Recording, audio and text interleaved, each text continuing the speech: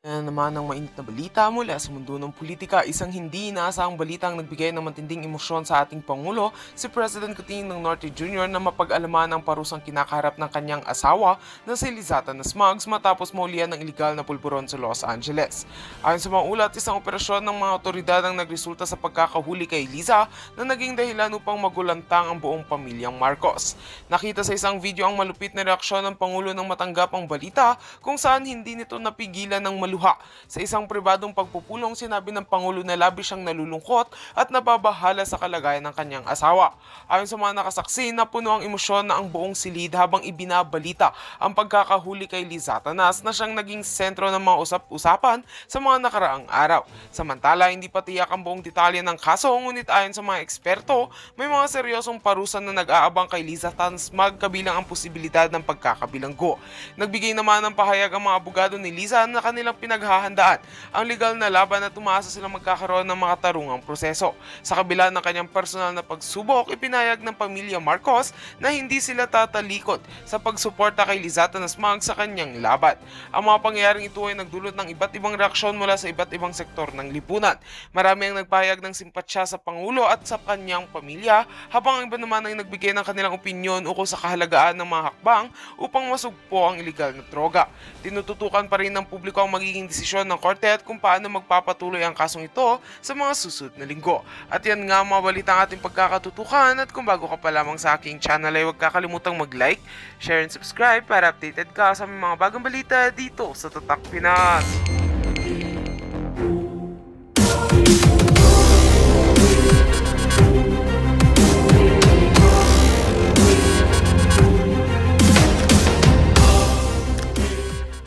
Paliwanag ng mukhang eksperto yung nagpapaliwanag.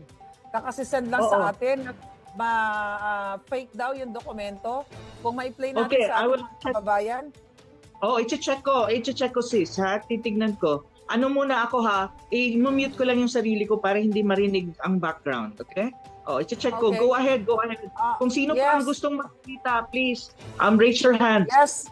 Habang sinecheck natin at sinesend ko yung video sa ating, sa ating operator dito. I think si kanina, Kelly, gusto mong pumasok. Kelly, can you speak up? Please, go ahead. Madam. So, I browsed the website of the ICC and it says, as a court of last resort, it seeks to complement, not to replace, natural courts. So, ano ang ibig sabihin? So, meron tayong hustisya. The justice system in our country is very vibrant. May sarili tayong mga korte. So, papasok sila dapat if there is a failed justice system sa Pilipinas, sila ang mag-take over. Pero meron tayong aktibo na hudikatura ngayon. So bakit sila papasok when in fact we are not a failed state? So that question needs to be answered by the ICC in seeking the jurisdiction for the arrest of PRRD. So sa madaling salita, madam, hindi tayo abogado, hindi talaga ito dapat na mangyari. Pero alam mo na, sila ang nasa posisyon ngayon. At sa nakikita ko talaga, this has been well orchestrated and well planned. Parang plinano ng mga taga-administrasyon, wala sila dito para no fingers will be pointed to him, to BBM.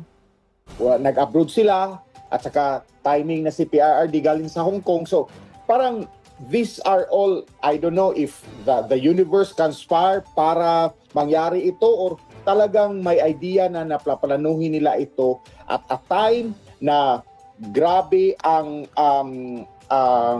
hearing na nangyayari sa Supreme Court on the PhilHealth, on the GAA.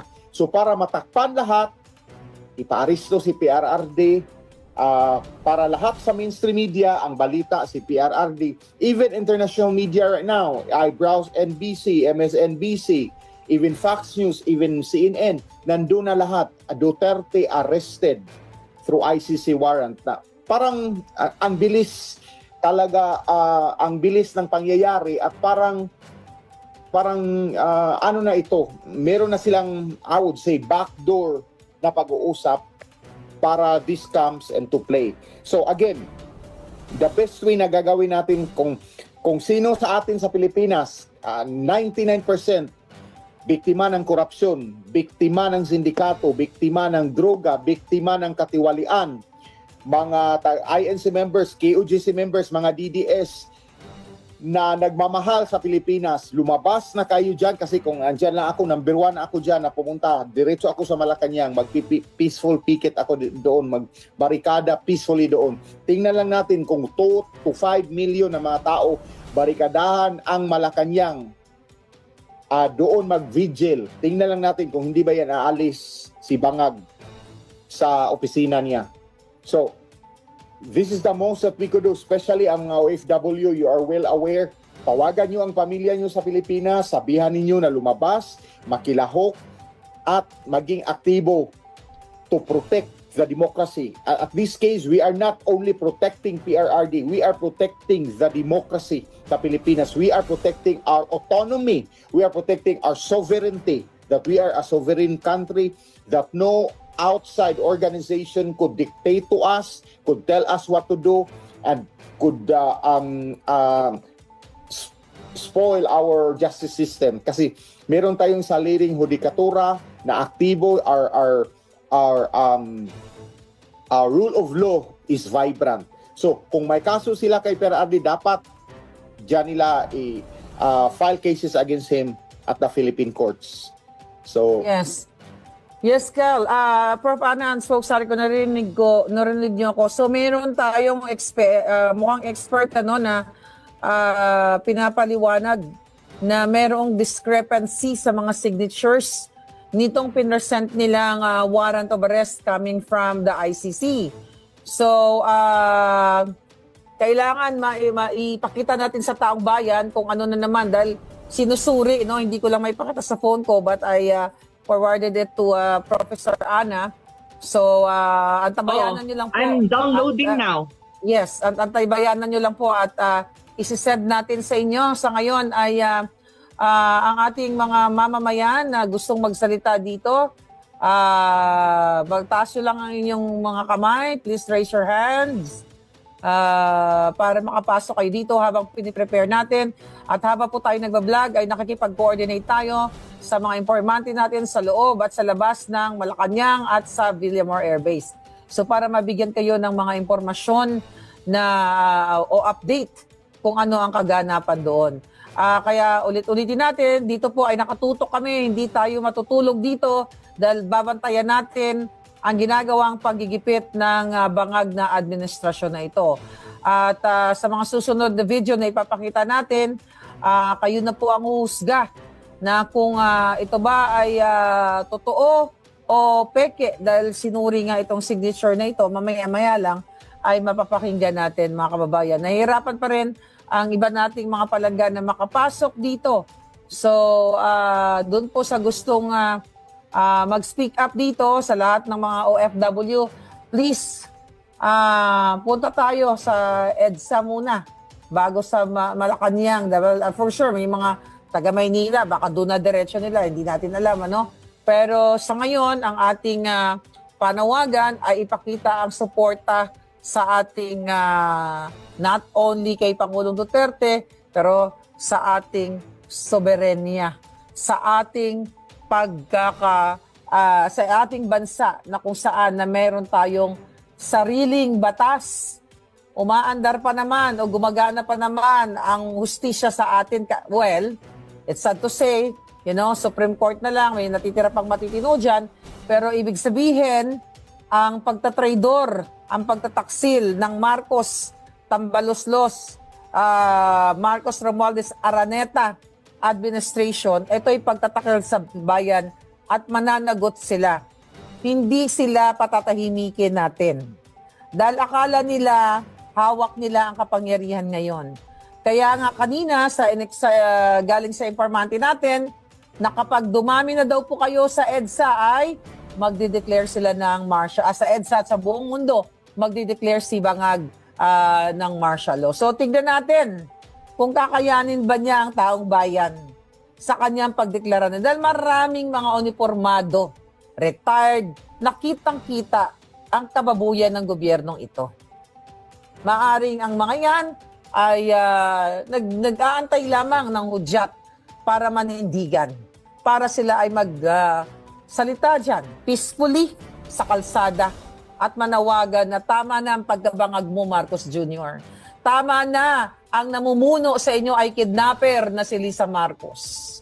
Tama na ang pamumuno ng mga smuggler na mga kawatan sa ating bayan, sa ating bayan. Tumatangis na ang mga OFW. Pag may mga problema sila sa ibang bansa, hindi na nabibigyan ng kalinga. Kung may nabibigyan man, pakunti-kunti at hindi lahat natutulungan dahil ninanakaw ng mga jutang ginimes sa ibang mga konsulado, sa ibang mga embahada, ang pondo ninyo para sa inyo. Samantalang kayo, bumubuwis kayo ng buhay, nagugurgur pang iba sa inyo, nasasaktan, napipilay, nagkakasakit. Pag lumapit ka sa ahensya ng gobyerno sa panahon ngayon, anong ginagawa sa inyo? Deadma, pinabalik-balik kayo hanggang sa malagutan na lang ng hininga ang inyong mga mahal sa buhay. So mag-isip-isip kayo. Etong fight na ito, this is for you. Para sa inyong kaalwanan dyan. So I hope maintindihan ninyo at mga kababayan na tumutok talaga tayo at humingi tayo ng mga updates sa ating mga palangga na nasa loob at patuloy tayong magmamasid dito. Actually nakita ko kanina nawala na si palangga. Tino something, okay? Okay. Sino pa po ang gustong mag-speak up dito? May gusto pa bang mag-speak up, mga kababayan? Si Jennifer, if you want to speak up, please unmute. And you're ready, you're good to go. Kung, may sentimiento ka na gustong sabihin. Yung iba siguro, hindi nila alam kung paano mag-raise ng hand. Paano nga ba mag-raise ng hand? Anyway. Madam, ay idagdag lang to ako, madam. Okay, go ahead, Kel. Go ahead. Ganito, nasa posisyon sila ngayon. So tayo, kailangan natin na magtulungan, mag-people power, pumunta sa EDSA, pumunta sa Malacanang, hanggang matanggal ang bangag. Natanggal nga ang ama mo, 20 years in power. Consolidated ang power niya noong 20 years. Ikaw pa kaya nga wala ka pang 5 years? Natanggal nga ang ama mo na isang batikang abogado. Ikaw pa kaya nga walang college degree? Ha, di ba? I mean, there will be a day of reckoning to you, inutil, weak BBM. I deeply regretted why I campaigned so hard for you. I deeply regretted kami ni Madam Anika. Ang 31 million na bumuto sa iyo, mostly 90%, I would say they deeply regretted na nasa opisina ka ngayon. At ito pa, this is my call to action. Malapit na ang eleksyon, May 2025 election. Ang eleksyon ay isang referendum. This will be a referendum kung patuloy natin na nandyan sa Malacanang si BBM, kung gusto natin na mahal pa rin ang mga bilihin, kung gusto natin na luslayin ang pera sa PhilHealth, kung gusto natin na ipatuloy ang pagkabudol-budol niya, then bubuto tayo sa kaniyang mga bigong Pilipinas na kapartido. Pero kung gusto natin ang pamumuno sa panahon ni President Duterte, kung gusto natin ang polisiya ni President Duterte, ang makamasa, makamahirap, makatao na polisiya niya, then ibuto natin straight ang PDP laban candidates. Perhaps Dr. Richard Mata, perhaps Colonel Kerubin or so. Pero gusto natin na mayroong kaginhawaan ang Pilipinas. We have the power at the tip of our pen. Pero yun nga ang problema pag eleksyon, nandyan yung pera sa mga local politician. Kunin nyo ang pera nyo yan, buwis nyo yan, iboto nyo ang tamang kandidato. At itong sinasabing alyansang bagong Pilipinas, saan ang pagbabago niyan? They are a recycled traditional politician. Who are these people? They've been in the office for several years already. Anong posisyon? Anong nagawa nila sa Pilipinas? Di ba? I mean, ask yourself, ilang years na naging senador, naging congressman, naging gobernador yan, paulit-ulit yan sila. Ngayon, nagsenador na naman. what can they offer? They could have done the best they could sa panahon nila na naihala sila years ago. Pero parang talagang greed of power. I would say this is greed of power. I don't think this para sa mga tao, para sa mamamayan. I mean, you know. So mag-isip-isip tayo. Doon tayo sa team suka or doon tayo sa mga sinusuka na mga traditional politician na kaalyado ni BBM. So mamili tayo. We have the power. Electing PDP Laban senatorial candidates is supporting PRRD. Electing Bigong Pilipinas candidate is a continual support of the weak inutil BBM in the office. So the choice is yours. Nasa sa ating kamay ang kapangyarihan para mabago ang sitwasyon sa Pilipinas. Maraming salamat po. Yes, thank you, Kel. At update sa ating mga kababayan, grabe ang batalyong mga pulis na naman parang ginawa nila sa KOJC. Yan yung update sa atin ng ating mga nandoon ngayon. So kaya talagang dapat hindi natin hayaan itong mangyaring pagigipit sa kanila. Plus, may mga reports, I don't know kung ready na, Professor Ana, na ang kanilang warrant of arrest ay kaduda-duda. So dapat din suriin yung authentication nito kasi 'di ba gusto nilang ilipad si Pangulong Duterte somewhere na hindi nila maipaliwanag kung saan nila dadalhin, 'di ba? Baka mamaya bitbitin nila at ilaglag nila or kung ano man ang gagawin nila. So kaya dapat talagang ang mga nagmamahal sa Pangulo at may mga paninindigan diyan ay lumabas at magpakita ng suporta. 'Yun ang kailangan natin sa ngayon dahil nga patuloy na lumalabag dito sa batas itong mga hinayupak na ito. So hindi tayo papayag na basta-basta na lang ganun nila ang dating Pangulo na nagmahal at nagbigay ng kaalwanan sa buhay ng ating mamamayang Pilipino noong kanyang kapanahunan. So sis, I hope ready na yung ating ang ating video. Let me know kung ready na. Inaayos pa. Hindi pa okay. ma-share. Pero nasa akin na-download na. Wait lang. Okay, na-download na. Oo. Okay, sige. Go ahead. Tuloy muna natin yung mga magsasalita nating mga kababayan. Oo. Ayusin ko lang ito. Marjorie, papasok ka ba, Marjorie? Unmute yourself kung papasok ka. Okay, kasi alam ko kanina pa si Marjorie, Si Mr. Enforcer, if you want to speak up po, please unmute yourself. Ayan, sa lahat ng gustong mag-speak up, i-unmute nyo lang ang inyong mga sarili para marinig natin. So, bawat isa mabigyan natin ng tsansa na makapagsalita. At yes, ang ating mga kababayan, okay, sabi ni Lay Diaz, page 14 po ng warrant of arrest, ang daming details na dapat suriin. Kaya nga ipapakita natin yan mamaya palangga, people power na, sabi ni Obangbang, palayasin na ang bangag at ang tambaluslos. Sabi naman ni Glines, let's protect PRRD. Laban na, kilos na mga kababayan, sabi ni David Castillo. Together we stand, divided we fall, let's go. Ang sabi ni It's Just Food. Hukayin na ang senyor, sabi ni Palangga. Okay? Hukayin na. Alright. Ano sabi niya? Kilos na tayo. Right. So ngayon, why? Sabi ni, okay. Why the heck our justice system not addressing lawlessness? When will they raise awareness that our national treasury is bone dry despite the selling of gold, reserves, and PhilHealth excess funds? Ayan, sabi ni Mr. Noel. Ayan, grabe talagang, sabi ni Judy, ito ang link. Ayan, isend natin dyan. Ayan po yung link. Nandyan sa ating comment section. So sa lahat ng mga gustong pumasok lang po kayo at maging part kayo ng ating diskurso ngayong araw na ito.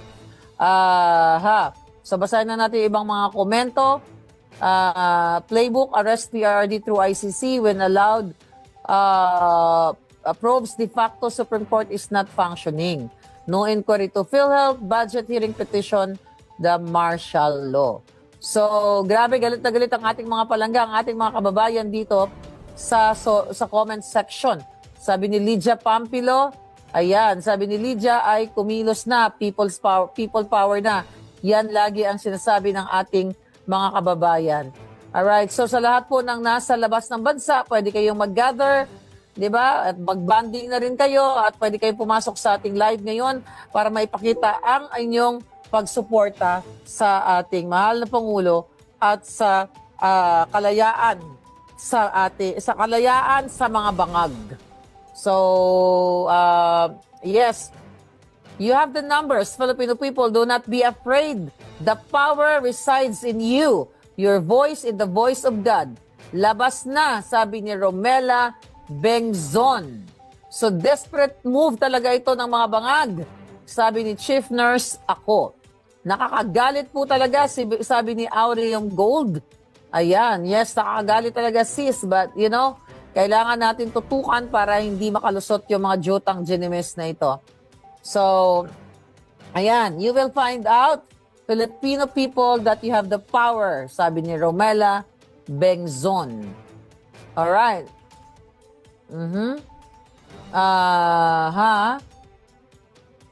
We love our country, the Philippines. Dalabas na mga kababayan, sabi ni Tina Shui. Okay? Tignan natin kung ano pa yung ating, sa lahat pa na gusto pumasok, nandiyan na yung ating link. But ganun pa man mga kababayan, ayan, malapit na i-play natin yung pagsusuri nitong nitong dokumento na ito na kung saan nga ay kaduda-duda. So, we'll see kung ano yung update sa atin ng ating mga palangga. Yun na nga, grabe daw talaga ang galawan ng mga pulis doon ngayon at ang paggigipit ng mga bangag at mga kapulisan sa ating mga kababayan. Maharlika, explain ko lang Yes. kung ano yung handa na for filing. No? Now, ang habeas corpus ay isang petisyon na nagsasabi na walang legal na basihan ang pagkakaaresto sa isang tao. At ang writ of habeas corpus literally ay isang writ or order na dalhin ang pagkatao ng nagpipetisyon at sabihin sa korte kung ano yung dahilan at Okay. ay inaresto, no? So ang ating hinandang petisyon ay nagsasabi na illegal nga yung pag-aresto kay dating Presidente Duterte dahil ito ay sa pamamagitan ng isang warrant of arrest na inisyu ng ICC na wala ng jurisdiction sa Pilipinas. Dahil nga, sang-ayon mismo doon sa Rome Statute of the International Criminal Court, ay kinakailangan nagsimula ng preliminary investigation ng prosecutor sa loob ng 1 taon matapos tayo magbitiw sa pagiging miyembro ng ICC. At nasimulan nga itong preliminary investigation nito sa 2nd taon. So ang remedyo dito ay habeas corpus. Ang maganda sa habeas corpus, as soon as possible, dapat dinggin yan ng Korte Suprema dahil ang kalayaan ay isa sa pinaka-importanting karapatang pantao. Kaya nga po nananawagan na po kung sino man yung nandoon na katabi ni Presidente Duterte. Ito naman pong draft na ito ay nakita na ni E.S. Medialdea. Believe it or not, 7 months ago pa handa na ito. No? 7 months ago pa handa na itong petition nito, anticipating nga na talagang darating itong araw nito. Well, kung nakikinig din si E.S. Medialdea, ang sinabi ko nga sa mulat mula pa talagang gagawin nila ito. Kaya nga naghanda na kami ng petisyon dahil alam namin gagawin talaga nila ito. Nagulat lang ako na ginawa pa rin ito ng ICC sa panahon na si Trump mismo ay i-freeze na ang kanyang mga bank accounts. No? Hindi ko alam kung paano pa sila maglilitis ngayon sa dahig. Wala ng pera nga ang dahig, no? Dahil wala ng pondo na makakapasok sa kanyang tinatawag na SWIFT account, no? Dahil ang pondo ng korte ay nagagaling sa kontribusyon ng mga miyembrong mga bansa. So anyway, nananawagan ako dun sa mga nakadikit ngayon, nakapaligid kay Presidente Duterte, hindi po makapasok yung tao na may hawak ng verification and affidavit of non-forum shopping na kinakailangan lagdaan ni Presidente Duterte para maahiyain na sa kataas-taas ang hukuman ang petition for habeas corpus, no? At kinakailangan pong maihain yan sa lalong mabilis na panahon dahil kung hindi po baka maisakay sa eroplano at mailabas ng bansa ang pagkatao ni Presidente Duterte na magiging dahilan para mawalan na ng jurisdiction ng Philippine Supreme Court at maging moot and academic ang kaso. So kung nandiyan na po sa loob si Attorney Trixie, pakisabi naman kay Presidente Duterte na handa na yung habeas corpus, pakisabi kay ES Medaldea dahil ako'y wala naman dyan, pwede ko namang papirmahan yung lagda ko sa petisyon pero kinakailangan ng ibang abogado na pipirma rin sa petisyon na haharap sa Korte Suprema unless papayagan ako ng Korte Suprema na humarap by Zoom, no? Or by itong mga technological ways of appearing before the court na ipipetition ko rin yan na kung po pwede ay by Zoom akong mag-argue sa Korte Suprema, no? Dahil nandiyan naman talaga yung rules of court na nag-allow na ng Zoom hearings, kumbaga, and meetings, no? At exceptional naman yung circumstance na nandito tayo ngayon, pinapa-aresto ng Kongreso at meron pa ako nakabinbin na petition sa Korte Suprema mismo para questionin yung pagiging constitutionality ng ganyang order of arrest na in-issue ng Kamara de Representantes sa akin, ng WAD Committee laban sa akin. Pero sa mga kakapasok lang, arestado na po ang Presidente Duterte. Ito po ay sa bisa na isang warrant of arrest ng International Criminal Court na inimplement ng PNP. Ang ating paninindigan po, illegal yung cooperation na ginawa ng PNP dahil hindi na po tayo kasapi ng International Criminal Court at ang dapat na kinikilala nila ay ang ating saligang batas na nagsasabi ng judicial power ay nakasalalay lamang sa isang Supreme Court at lahat ng mababang mga hukuman na binuo sang-ayon sa batas ng Pilipinas. So wala po talagang bisa ang warrant of arrest na issue ng isang banyagang hukuman.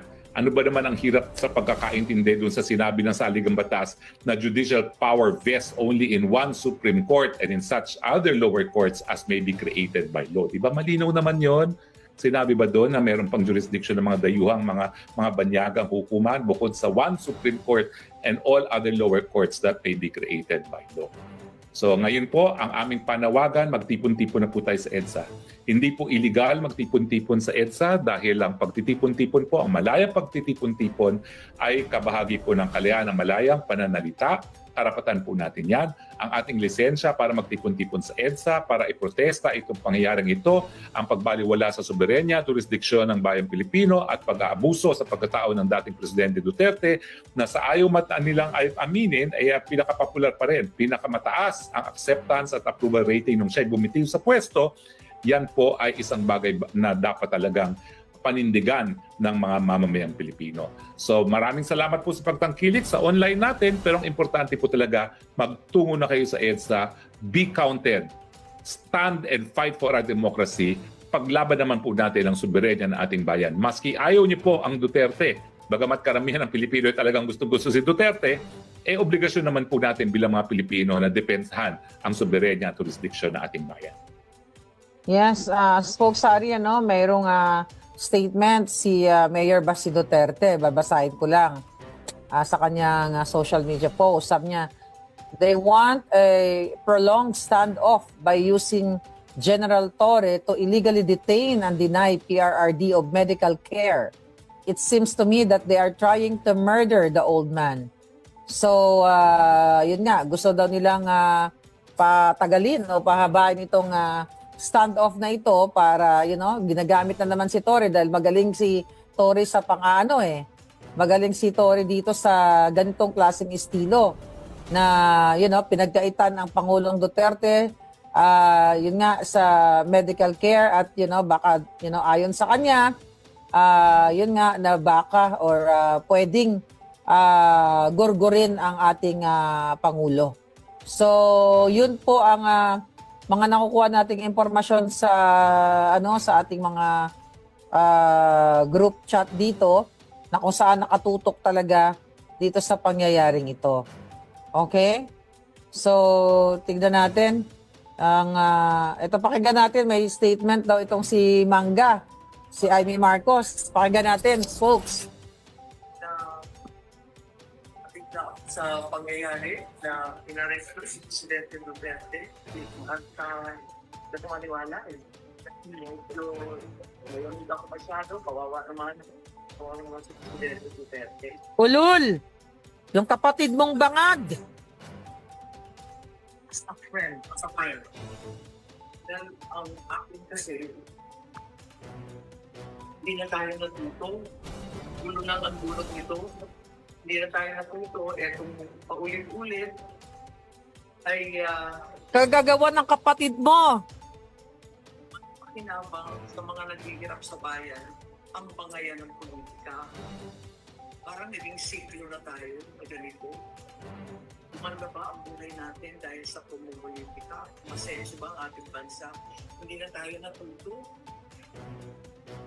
So, sa lahat ng nakakahiyang natuto sa ating politika, gantihan ng gantihan, awayan ng awayan. Yung mga man ba, nabusog ba? Sumaya ba?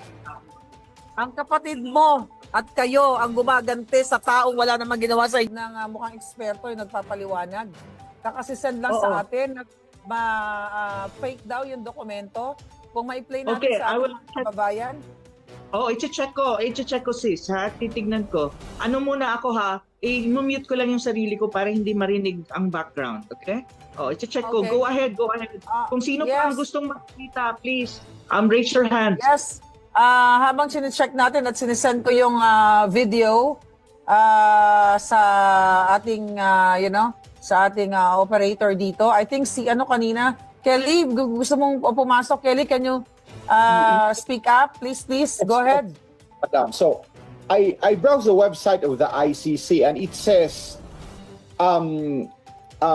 as a court of last resort, it seeks to complement, not to replace, natural courts. So, ano ang ibig sabihin? So, meron tayong hustisya. The justice system in our country is very vibrant. May sarili tayong mga korte. So, papasok sila dapat if there is a failed justice system sa Pilipinas, sila ang mag-take over.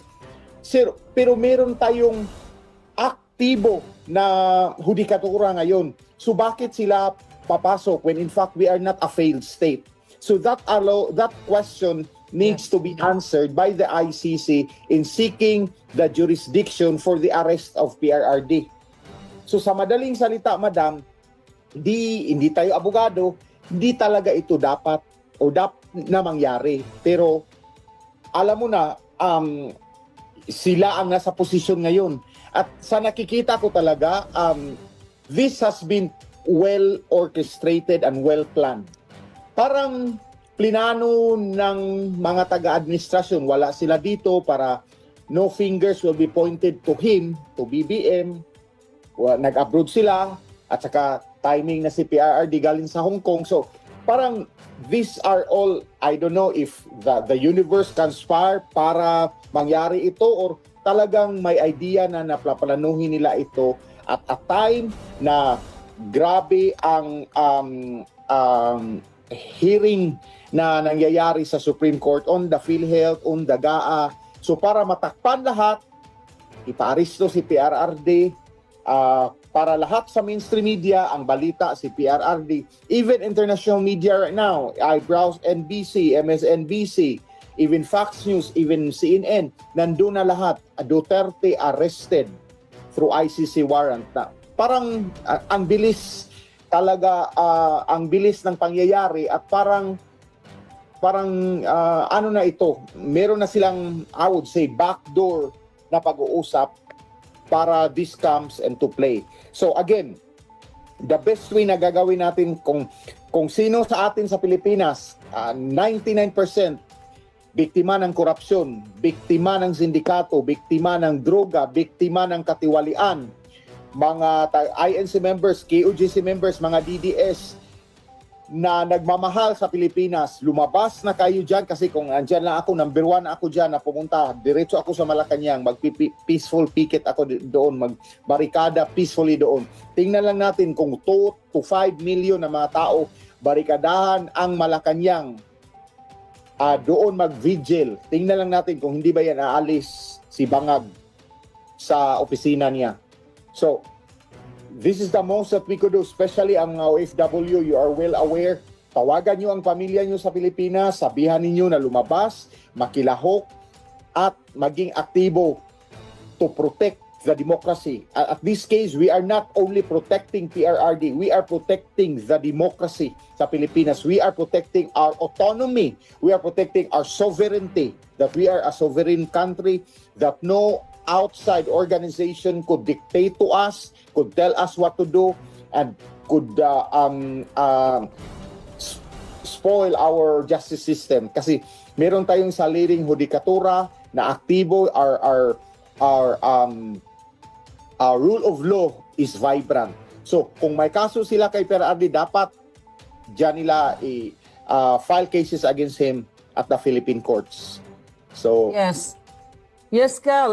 Prof. Anan, so sorry ko narinig niyo ako. So meron tayong mukhang expert na pinapaliwanag na merong discrepancy sa mga signatures nitong pinresent nilang warrant of arrest coming from the ICC. So, kailangan maipakita natin sa taong bayan kung ano na naman dahil sinusuri, hindi ko lang maipakita sa phone ko but I forwarded it to Professor Ana. So, antabayanan nyo lang po. I'm downloading now. Yes, antabayanan nyo lang po at isi-send natin sa inyo. Sa ngayon ay ang ating mga mamamayan na gustong magsalita dito, magtaas nyo lang ang inyong mga kamay. Please raise your hands para makapasok kayo dito habang piniprepare natin. At habang po tayo nagbablog ay nakikipag-coordinate tayo sa mga informante natin sa loob at sa labas ng Malacanang at sa Villamor Air Base. So para mabigyan kayo ng mga impormasyon na o update kung ano ang kaganapan doon. Kaya ulit-ulitin natin, dito po ay nakatutok kami, hindi tayo matutulog dito dahil babantayan natin ang ginagawang paggigipit ng bangag na administrasyon na ito. At sa mga susunod na video na ipapakita natin, kayo na po ang uhusga na kung ito ba ay totoo o peke dahil sinuri nga itong signature na ito, mamaya-maya lang ay mapapakinggan natin mga kababayan. Nahihirapan pa rin ang iba nating mga palangga na makapasok dito. So, doon po sa gustong mag-speak up dito sa lahat ng mga OFW, please, punta tayo sa EDSA muna bago sa Malacanang. For sure, may mga taga Maynila, baka doon na diretso nila, hindi natin alam, Pero sa ngayon, ang ating panawagan ay ipakita ang suporta sa ating not only kay Pangulong Duterte, pero sa ating soberenya, sa ating sa ating bansa na kung saan na meron tayong sariling batas. Umaandar pa naman o gumagana pa naman ang hustisya sa atin. Well, it's sad to say, Supreme Court na lang, may natitira pang matitino dyan, pero ibig sabihin, ang pagtatraidor, ang pagtataksil ng Marcos Tambaloslos, Marcos Romualdez Araneta administration, ito'y pagtatakil sa bayan at mananagot sila. Hindi sila patatahimikin natin. Dahil akala nila, hawak nila ang kapangyarihan ngayon. Kaya nga kanina, galing sa informante natin, na kapag dumami na daw po kayo sa EDSA ay magde-declare sila ng martial sa EDSA at sa buong mundo, magde-declare si Bangag ng martial law. So tignan natin kung kakayanin ba niya ang taong bayan sa kanyang pagdeklara na. Dahil maraming mga uniformado, retired, nakitang-kita ang kababuyan ng gobyernong ito. Maaring ang mga yan ay nag-aantay lamang ng hudyat para manindigan, para sila ay salita dyan peacefully sa kalsada at manawagan na tama na ang pagbangag mo, Marcos Jr.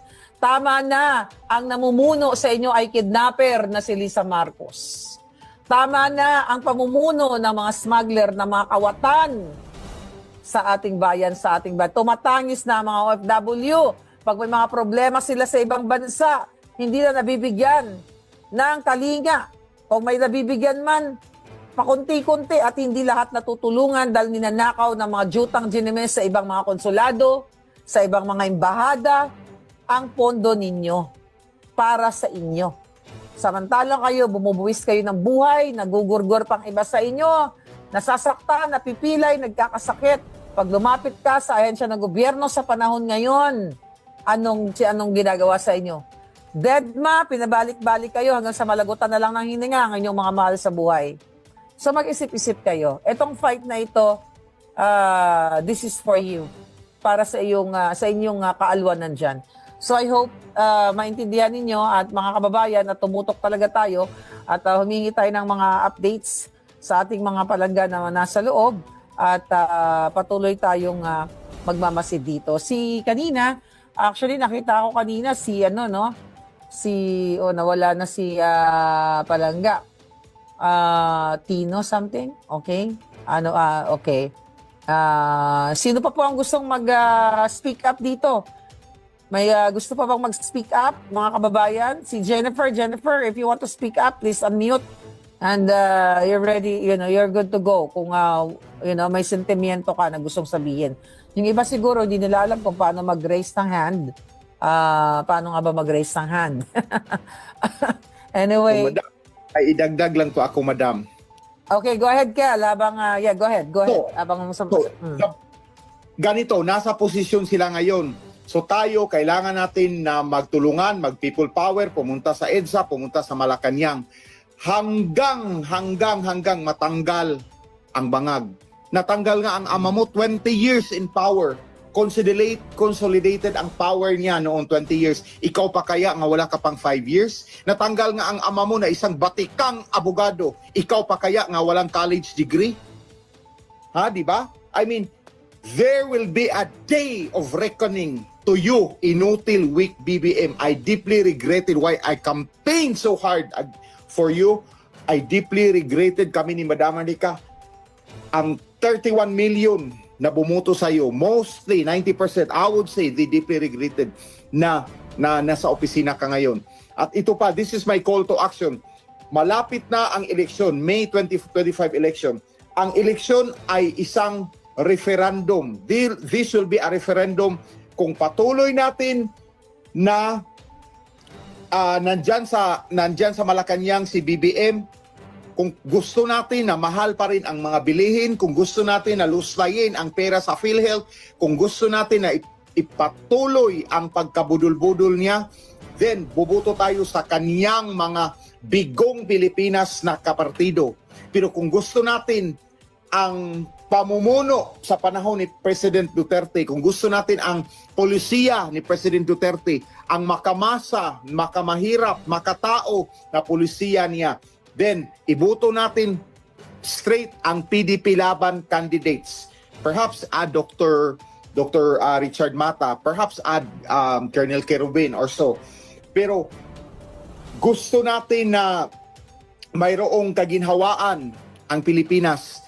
We have the power at the tip of our pen. Pero yun nga ang problema pag eleksyon, nandyan yung pera sa mga local politician. Kunin nyo ang pera nyo yan, buwis nyo yan, iboto nyo ang tamang kandidato. At itong sinasabing alyansang bagong Pilipinas, saan ang pagbabago niyan? They are a recycled traditional politician. Who are these people? They've been in the office for several years already. Anong posisyon? Anong nagawa nila sa Pilipinas? Di ba? I mean, ask yourself, ilang years na naging senador, naging congressman, naging gobernur yan, paulit-ulit yan sila. Ngayon, nagsenador na naman. What can they offer? They could have done the best they could sa panahon nila na naihalal sila years ago. Pero parang talagang greed of power. I would say this is greed of power. I don't think this para sa mga tao, para sa mamamayan. I mean, So mag-isip-isip tayo. Doon tayo sa Team Suka or doon tayo sa mga sinusuka na mga traditional politician na kaalyado ni BBM. So mamili tayo. We have the power. Electing PDP Laban senatorial candidates is supporting PRRD. Electing Bigong Pilipinas candidate is a continual support of the weak inutil BBM in the office. So the choice is yours. Nasa sa ating kamay ang kapangyarihan para mabago ang sitwasyon sa Pilipinas. Maraming salamat po. Yes, thank you, Kel. At update sa ating mga kababayan, grabe ang, ang batalyong mga pulis na naman, parang ginawa nila sa KOJC. Yan yung update sa atin ng ating mga nandoon ngayon. So kaya talagang dapat hindi natin hayaan itong mangyaring pagigipit sa kanila. Plus, may mga reports, I don't know kung ready na, Professor Ana, na ang kanilang warrant of arrest ay kaduda-duda. So dapat din suriin yung authentication nito kasi 'di ba gusto nilang ilipad si Pangulong Duterte somewhere na hindi nila maipaliwanag kung saan nila dadalhin, 'di ba? Baka mamaya bitbitin nila at ilaglag nila or kung ano man ang gagawin nila. So kaya dapat talagang ang mga nagmamahal sa Pangulo at may mga paninindigan diyan ay lumabas at magpakita ng suporta.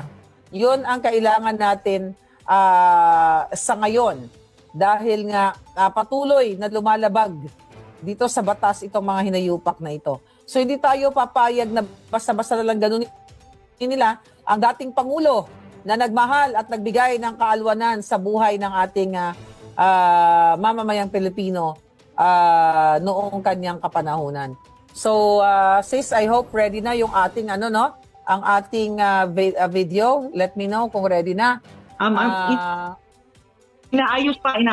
Hindi pa okay. ma-share. Pero nasa akin na-download na. Wait lang. Okay, na-download na. Oo. Okay, sige. Go ahead, sis. Tuloy muna natin yung mga magsasalita nating mga kababayan. Oo. Ayusin ko lang ito.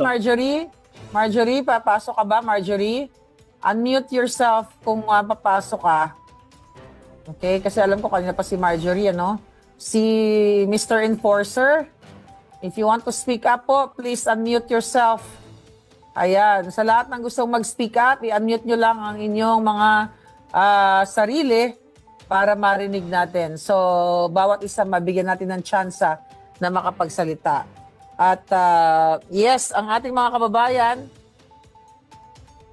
okay, sabi ni Lay Diaz, page 14 po ng warrant of arrest, ang daming details na dapat suriin. Kaya nga ipapakita natin yan mamaya palangga, people power na, sabi ni Obang Bang, palayasin na ang bangag at ang tambaluslos. Sabi naman ni Glines, let's protect PRRD. Laban na, kilos na mga kababayan, sabi ni David Castillo. Together we stand, divided we fall, let's go. Ang sabi ni It's Just Food. Hukayin na ang senyor, sabi ni Palangga. Okay? Hukayin na. Alright. Ano sabi niya? Kilos na tayo. Right. So ngayon, why? Sabi ni, okay. Why the heck our justice system not addressing lawlessness? When will they raise awareness that our national treasury is bone dry despite the selling of gold, reserves, and PhilHealth excess funds? Ayan, sabi ni Mr. Noel. Ayan, grabe talagang, sabi ni Judy, ito ang link. Ayan, isend natin dyan. Ayan po yung link. Nandyan sa ating comment section. So sa lahat ng mga gustong pumasok lang po kayo at maging part kayo ng ating diskurso ngayong araw na ito. So basahin na natin yung ibang mga komento. Playbook, arrest PRRD through ICC when allowed. Probes de facto Supreme Court is not functioning. No inquiry to PhilHealth, budget hearing petition, the martial law. So, grabe, galit na galit ang ating mga palangga, ang ating mga kababayan dito sa comment section. Sabi ni Lydia Pampilo, ayan, sabi ni Lydia ay kumilos na, people power na. Yan lagi ang sinasabi ng ating mga kababayan. Alright, so sa lahat po ng nasa labas ng bansa, pwede kayong mag-gather, di ba? At mag-banding na rin kayo at pwede kayong pumasok sa ating live ngayon para maipakita ang inyong pagsuporta sa ating mahal na Pangulo at sa kalayaan sa kalayaan sa mga bangag. So, yes. You have the numbers, Filipino people. Do not be afraid. The power resides in you. Your voice in the voice of God. Labas na, sabi ni Romela Bengzon. So desperate move talaga ito ng mga bangag. Sabi ni Chief Nurse, ako. Nakakagalit po talaga, sabi ni Aurelium Gold. Ayan, yes, nakakagalit talaga sis. But you know, kailangan natin tutukan para hindi makalusot yung mga jutang genimes na ito. So, ayan, you will find out, Filipino people, that you have the power, sabi ni Romela Bengzon. Alright.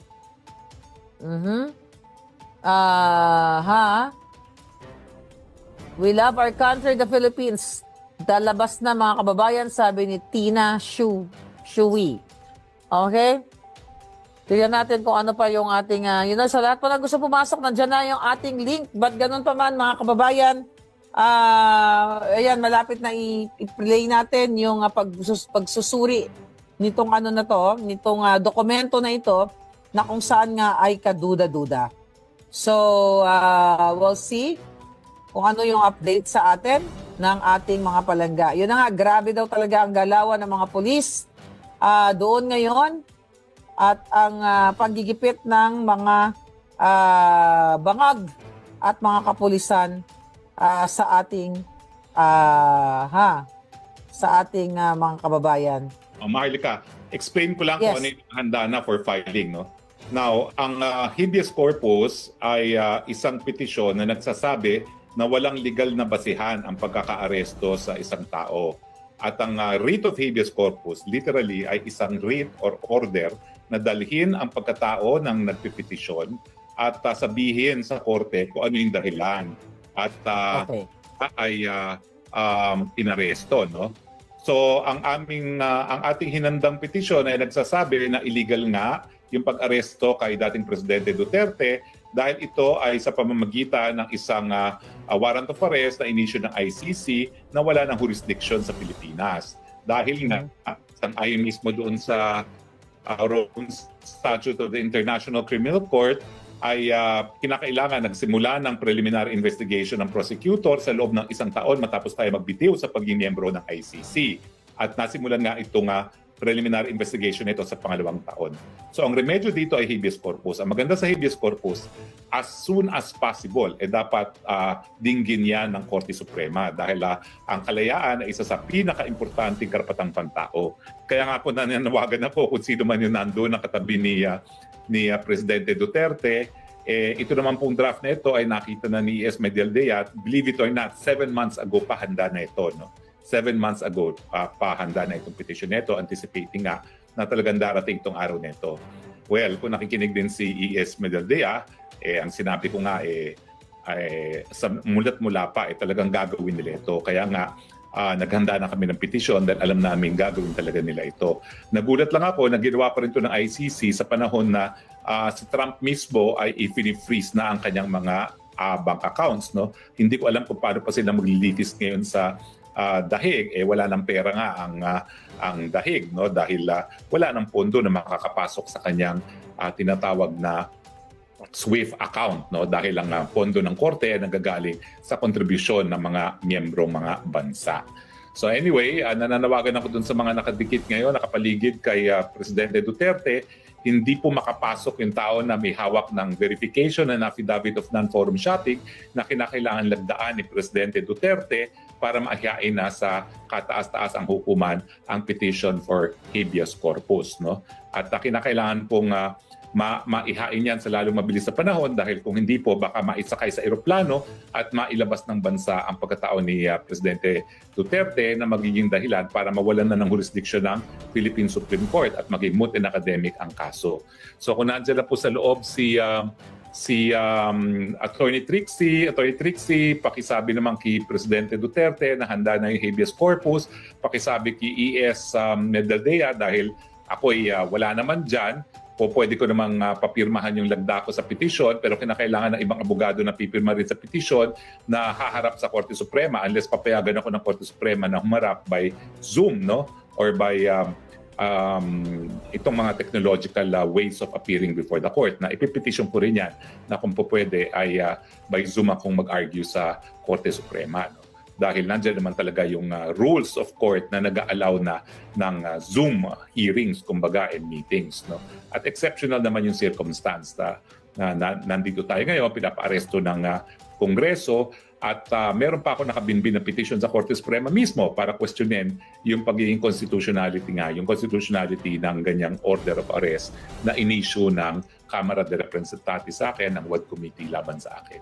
Pero sa mga kakapasok lang, arestado na po ang Presidente Duterte. Ito po ay sa bisa na isang warrant of arrest ng International Criminal Court na in-implement ng PNP. Ang ating paninindigan po, illegal yung cooperation na ginawa ng PNP dahil hindi na po tayo kasapi ng International Criminal Court, at ang dapat na kinikilala nila ay ang ating saligang batas na nagsasabi ng judicial power ay nakasalalay lamang sa isang Supreme Court at lahat ng mababang mga hukuman na binuo sang-ayon sa batas ng Pilipinas. So wala po talagang bisa ang warrant of arrest na issue ng isang banyagang hukuman. Ano ba naman ang hirap sa pagkakaintindi doon sa sinabi ng saligang batas na judicial power vests only in one Supreme Court and in such other lower courts as may be created by law? Diba malinaw naman yon? Sinabi ba doon na meron pang jurisdiction ng mga dayuhang mga banyagang hukuman bukod sa one Supreme Court and all other lower courts that may be created by law? So ngayon po, ang aming panawagan, magtipon-tipon na po tayo sa EDSA. Hindi po illegal magtipon-tipon sa EDSA dahil ang pagtitipon-tipon po, ang malayang pagtitipon-tipon ay kabahagi po ng kalayaan ng malayang pananalita. Karapatan po natin yan. Ang ating lisensya para magtipon-tipon sa EDSA, para iprotesta itong pangyayaring ito, ang pagbaliwala sa soberenya, jurisdiksyon ng bayang Pilipino at pag-aabuso sa pagkatao ng dating Presidente Duterte na sa ayaw nilang aminin ay pinakapopular pa rin, pinakamataas ang acceptance at approval rating nung siya'y bumitiw sa pwesto. Yan po ay isang bagay na dapat talagang panindigan ng mga mamamayang Pilipino. So maraming salamat po sa pagtangkilik sa online natin, pero ang importante po talaga, magtungo na kayo sa EDSA, be counted, stand and fight for our democracy, paglaban naman po natin ang soberenya ng ating bayan. Maski ayaw niyo po ang Duterte, bagamat karamihan ng Pilipino ay talagang gusto si Duterte, obligasyon naman po natin bilang mga Pilipino na depensahan ang soberenya at jurisdiction ng ating bayan. Yes, Spokesari, mayroong statement si Mayor Basi Duterte. Babasahin ko lang sa kanyang social media post. Sabi niya, they want a prolonged standoff by using General Torre to illegally detain and deny PRRD of medical care. It seems to me that they are trying to murder the old man.